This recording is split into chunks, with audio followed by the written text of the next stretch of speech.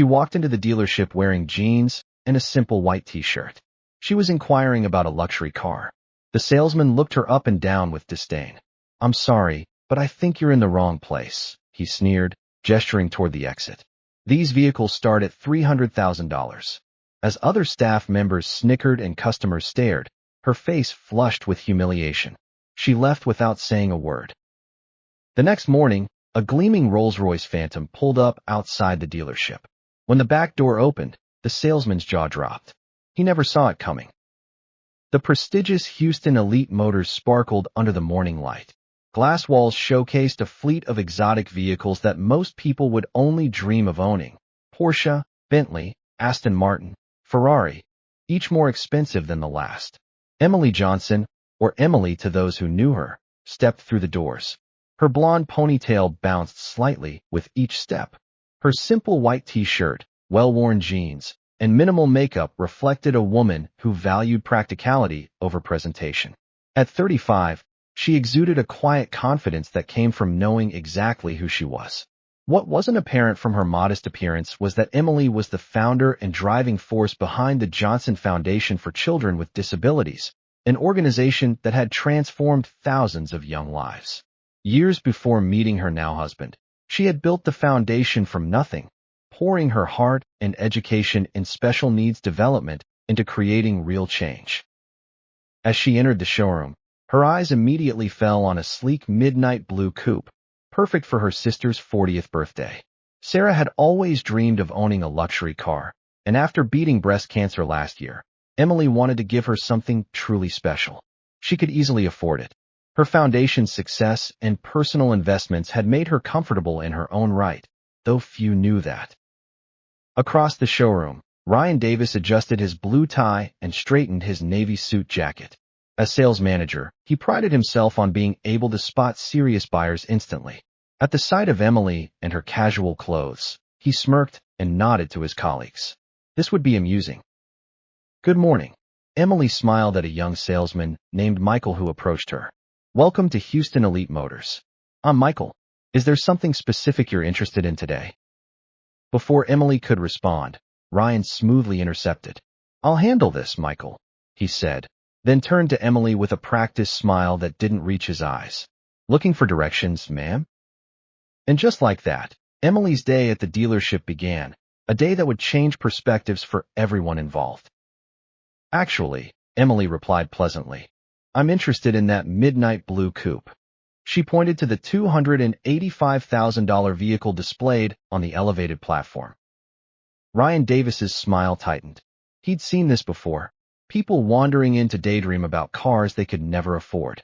With end-of-month quotas looming and 3 serious buyers expected that afternoon, he had no time for fantasies. "That's the limited edition Azure.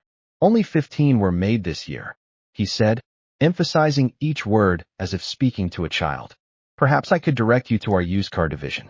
They're in a separate building, about 3 blocks east." Emily noticed how his eyes darted over her simple clothing, lingering on her scuffed sneakers. She was accustomed to such judgments. Most people had no idea she deliberately chose this way of living, finding freedom and simplicity despite having access to immense wealth. "I'd really like to learn more about this one," Emily persisted politely. "Is it possible to see the interior?" Ryan's expression soured. Behind him, 2 salesmen exchanged knowing glances. "The Azure is by appointment only," he lied smoothly. "Our serious clients typically schedule private viewings." Just then, a couple dressed in designer clothing entered. Ryan's demeanor transformed instantly. "Please excuse me," he said to Emily, without actually looking at her. "Why don't you take a brochure? Michael can help you with that."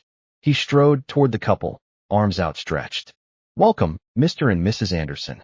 Wonderful to see you again."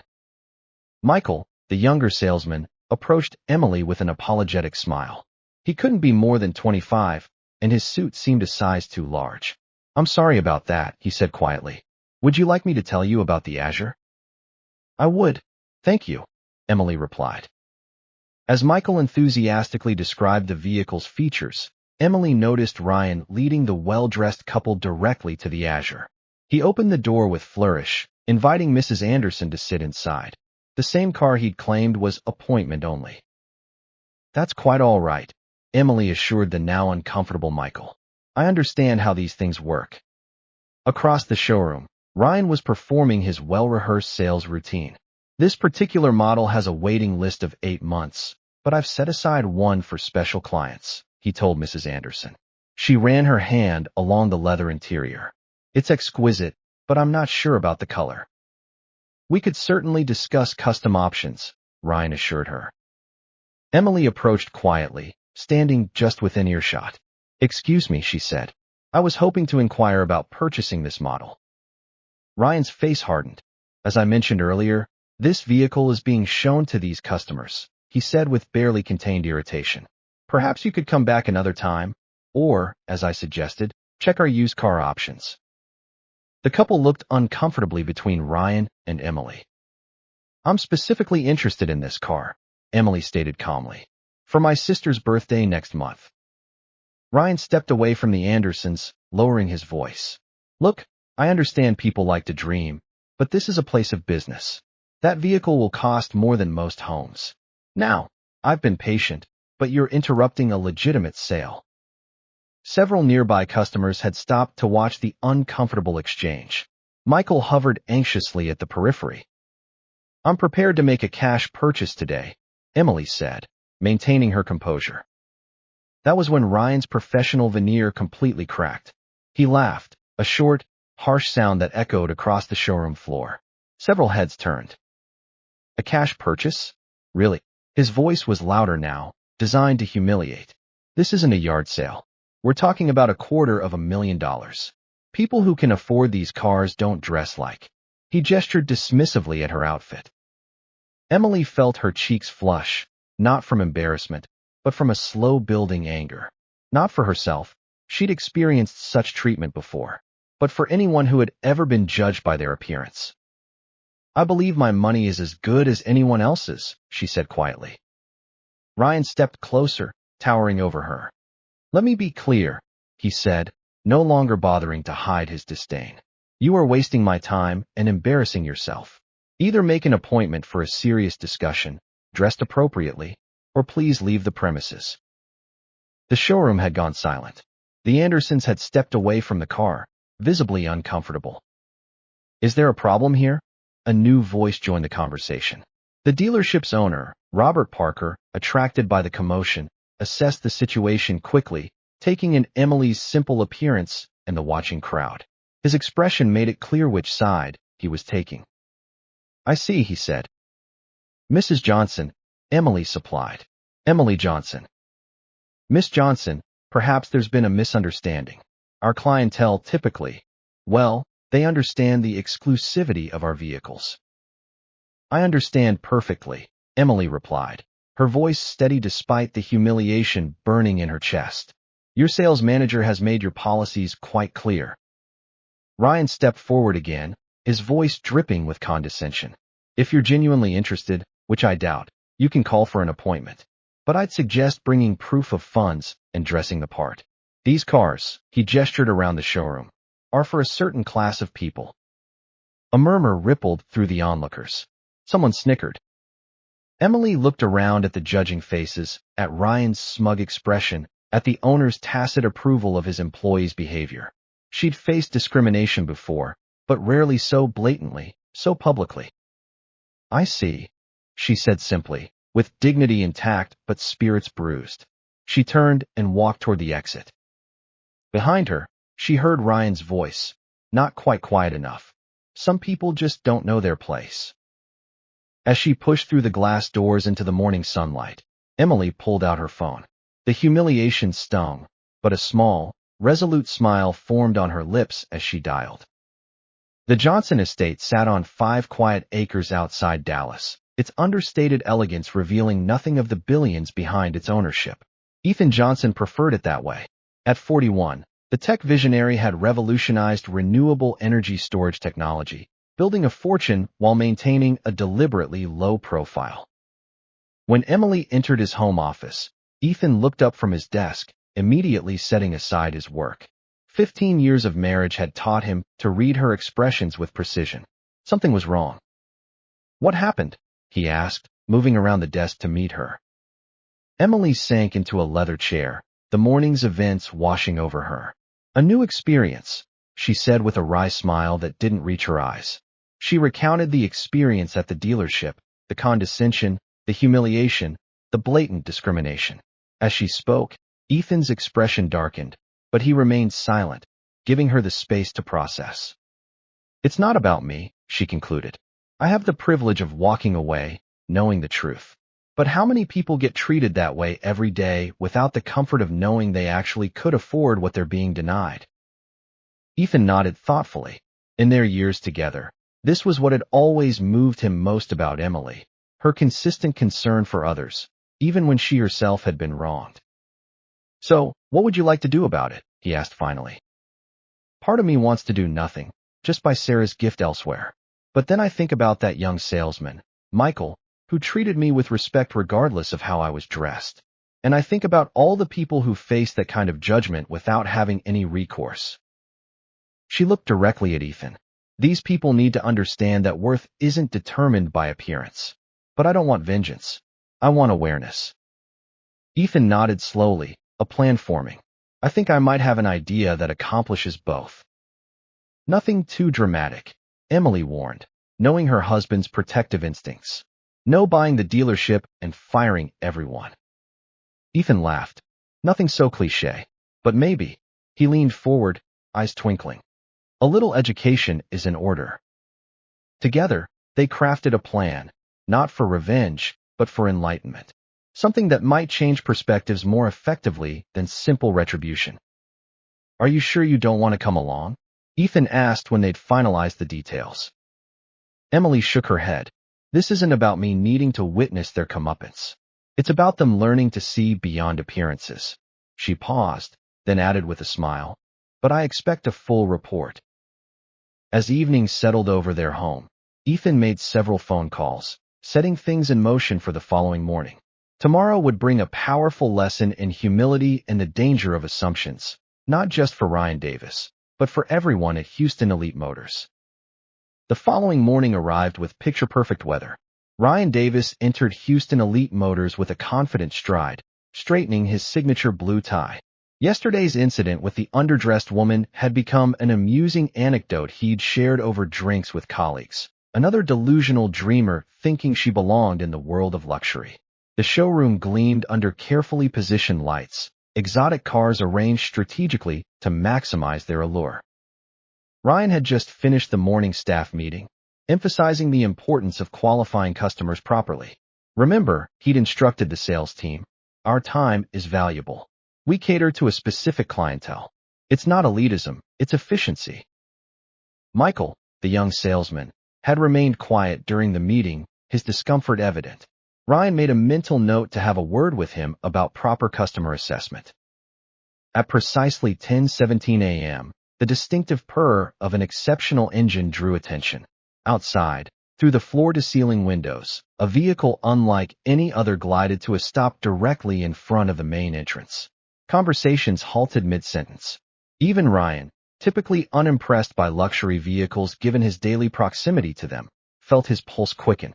A Rolls-Royce Phantom extended wheelbase, but not just any Phantom. This was a custom model with a unique midnight blue finish that seemed to shift colors in the sunlight. Conservative estimates would place its value north of $1.2 million. Is that? Robert Parker, the owner, had emerged from his office, attracted by the sudden silence. The Phantom, Ryan confirmed, already moving toward the entrance. Extremely rare configuration. A uniformed chauffeur exited the Rolls-Royce and walked around to open the rear passenger door with white-gloved precision. From the vehicle emerged a man of commanding presence, tall, impeccably dressed in a tailored suit that whispered rather than shouted its five-figure price tag. His salt and pepper hair was perfectly groomed, his posture effortlessly authoritative. Ryan's salesman instincts kicked into overdrive. This was beyond a good prospect. This was the kind of client dealerships competed for, the kind whose purchases included not just one vehicle, but potentially an ongoing relationship worth millions. Good morning, sir. Welcome to Houston Elite Motors. Ryan called out, intercepting the distinguished visitor before any other salesperson could approach. Ryan Davis, sales manager. It's an absolute pleasure to have you with us today. The man regarded Ryan with an unreadable expression, then offered a polite smile that didn't quite reach his eyes. Ethan Johnson, he replied simply, offering a firm handshake. Ryan's mind raced. The name sounded vaguely familiar, but he couldn't immediately place it. Regardless, the Rolls-Royce spoke volumes about the man's financial status. Mr. Johnson, it's truly an honor. What brings you to our humble establishment today? Perhaps I could show you our newest arrivals? We just received a limited edition. Ethan raised a hand slightly, halting Ryan's practiced pitch. Actually, I'm here about a specific vehicle, the Azure Coupe, Midnight Blue. Ryan's smile broadened. Excellent choice, sir. One of only 15 produced this year. I'd be delighted to show you. It's actually right over. I know where it is, Ethan interrupted smoothly. My wife was here yesterday, expressing interest in it. Ryan's customer service smile remained fixed, though confusion flickered in his eyes. Your wife? I don't recall. Perhaps one of my colleagues assisted her. Ethan's expression cooled noticeably. No, Mr. Davis. You assisted her, or rather, you refused to assist her. Emily Johnson. She was wearing jeans and a white t-shirt.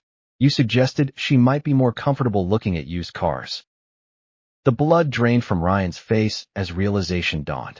Behind him, he heard a small gasp from Michael, who had been hovering nearby. Mr. Johnson, Ryan stammered, his usual smooth delivery abandoning him. There must be some misunderstanding. We welcome all customers here. By now, Robert Parker had approached, sensing a situation developing. Is everything all right, Ryan? Ethan turned his attention to the owner. Mr. Parker, I presume? Robert Parker. Yes, indeed. Welcome to Houston Elite Motors. Thank you. I was just explaining to Mr. Davis that my wife visited yesterday, interested in purchasing the Azure Coupe as a gift for her sister. She was, however, treated in a manner that I find troubling.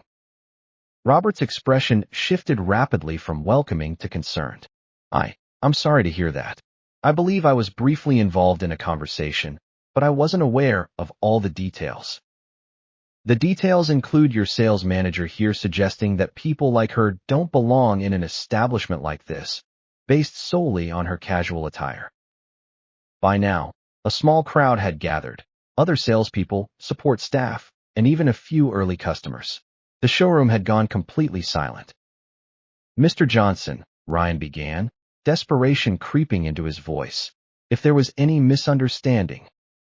It wasn't a misunderstanding, Michael suddenly spoke up.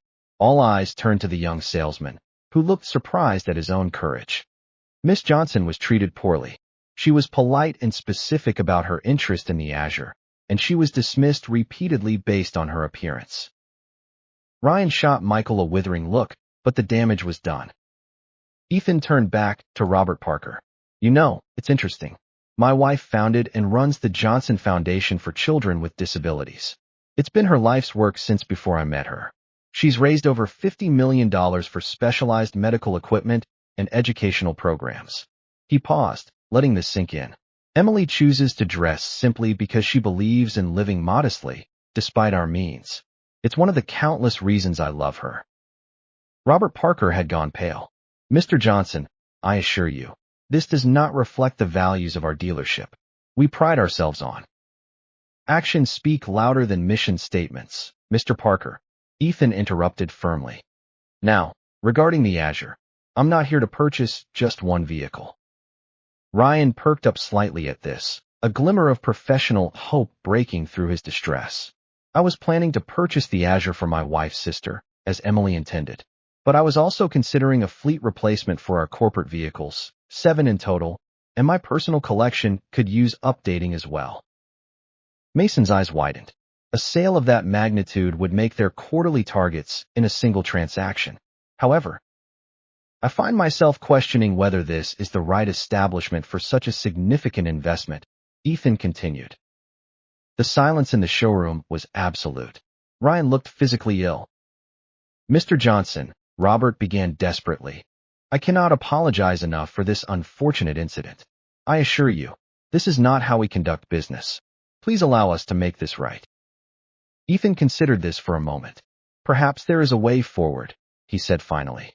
But it would require more than just selling me cars. Anything, Robert assured him quickly. The Johnson Foundation is hosting a benefit gala next month.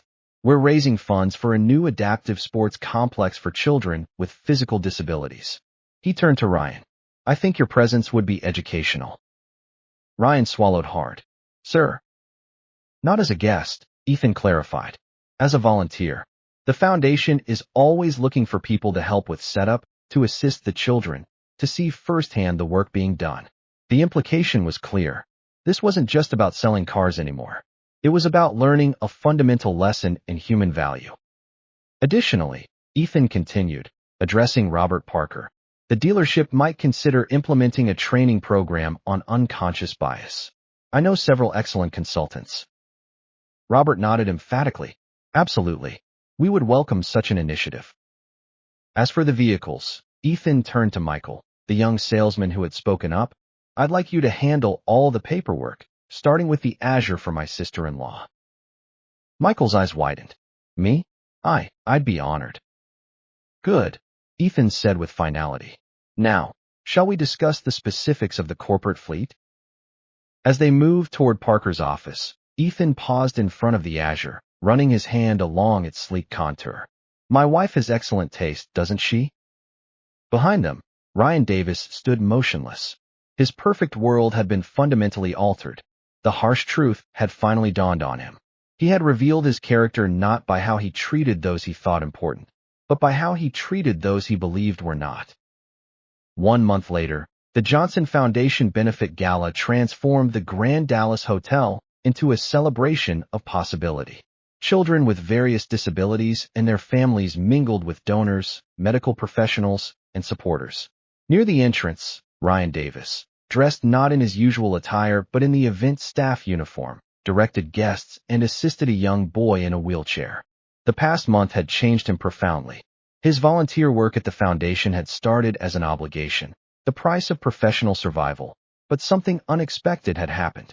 As he witnessed the challenges these children faced daily and the dignity with which they met them, he began to see the world differently. Across the room, Emily Johnson, elegant in a simple blue dress, approached him. Despite knowing who she was, Ryan was struck again by her lack of pretension. How are you finding the experience, Ryan? She asked. He considered the question seriously. Humbling, he finally answered. And necessary. Emily nodded. Thomas seems to have taken a liking to you, she observed, referring to the boy in the wheelchair. He's teaching me about adaptive basketball, Ryan admitted. Apparently, I have terrible form. This drew a genuine laugh from Emily. He's an honest coach. Ryan's expression grew serious. Mrs. Johnson, I know I've apologized formally, but I need to say it directly. I'm truly sorry for how I treated you. There's no excuse, she agreed, but without malice. The question is, what you've learned, she said. That worth isn't determined by appearance, position, or possessions. He nodded thoughtfully, and that everyone deserves respect until they prove otherwise, not the other way around. Good lessons, Emily acknowledged. Expensive ones, too, I imagine. Ryan nodded ruefully, thinking of the substantial business the dealership had lost when Ethan Johnson decided to purchase only the Azure and not the additional fleet. Worth every penny, he replied sincerely. Across the room, Ethan joined them, placing a gentle hand on his wife's shoulder. Ryan was just sharing some of his insights, Emily explained. Ethan nodded. I hear you've become quite involved with the adaptive sports program. Yes, sir. In fact, I've signed up to continue volunteering after my required period. He hesitated, then added, and I've been working with Mr. Parker on revamping our customer approach at the dealership. No more qualifying by appearance. I'm glad to hear it, Ethan said. Then, surprising Ryan, he added, which reminds me, about that corporate fleet I mentioned. We're still in the market. Perhaps you could handle that transaction. Michael speaks highly of how you've been mentoring him. Ryan's expression registered shock before settling into genuine gratitude. I would be honored, Mr. Johnson. Truly honored. Later that evening, As the event wound down, Ryan watched Emily and Ethan Johnson working the room, not flaunting their wealth or influence, but connecting genuinely with each child and family. He reflected on how completely his perception had been transformed. A month ago, he would have dismissed someone like Emily Johnson based on her casual appearance. Now, he understood that true value ran deeper than designer labels, luxury cars, or executive titles. As Ryan helped Thomas back into his wheelchair after a photo session, the boy grinned up at him. "You know what, Mr. Ryan? You're pretty cool for a grown-up." Ryan smiled. "Coming from you, Thomas, that's the highest compliment I've received in a very long time." And he meant it. We all make judgments based on appearances, don't we? But as Ryan Davis discovered, looking beyond the surface can reveal extraordinary people and life-changing opportunities. If this story resonated with you, please hit that subscribe button and join our community of story lovers. We'd love to hear your thoughts in the comments below. Have you ever misjudged someone based on their appearance? Or misjudged yourself? Your experiences might inspire others. And remember, the true measure of wealth has nothing to do with your bank account. It's about how you treat others when you think no one important is watching. If this story inspired you, please don't forget to hit that like button, subscribe for more heartfelt stories, and comment below to share your thoughts. We'd love to hear what you think. And of course, share this story with your friends to inspire them too. Your support means everything, and we can't wait to bring you even more stories that will touch your heart. Until next time.